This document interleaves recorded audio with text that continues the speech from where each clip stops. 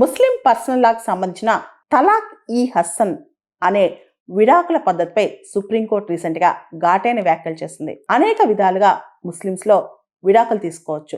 ముఖ్యంగా పురుషులు స్త్రీలకు ఇచ్చే విడాకుల పద్ధతిని తలాక్ ఈ హసన్ అంటారు. రకరకాల తలాక్స్ ఉన్నాయి. అయితే ఈ తలాక్ ఈ హసన్ అనే పద్ధతిలో 3 మాసాల పాటు, మాసానికి ఒకసారి, నెలకొకసారి, అంటే ఒక్కొక్క మెన్స్ట్రువల్ సైకిల్ అని లెక్క అనమాట, నెలకొకసారి 3 సార్లు, అంటే 3 సార్లు 3 కాన్సిక్యూటివ్ మంత్స్ కనుక భర్త తలాక్ ఈ హసన్ చెప్తే ఆ పెళ్లి రద్దయినట్లు లెక్క అనమాట. అయితే దీనిలో 3 సార్లు భర్త చెప్పాలి. అది కూడా 3 డిఫరెంట్ మంత్స్లో, first month, second month, third month. ఈ 3 కాన్సిక్యూటివ్ మంత్స్ అనేది ఎందుకు పెట్టారంటే ఈ 3 నెలల గ్యాప్లో మళ్ళా భార్య భర్త కలిసి జీవించే అవకాశం ఉంటుంది, కోహాబిటేషన్కి ఉండే అవకాశం ఉంటుంది అనమాట.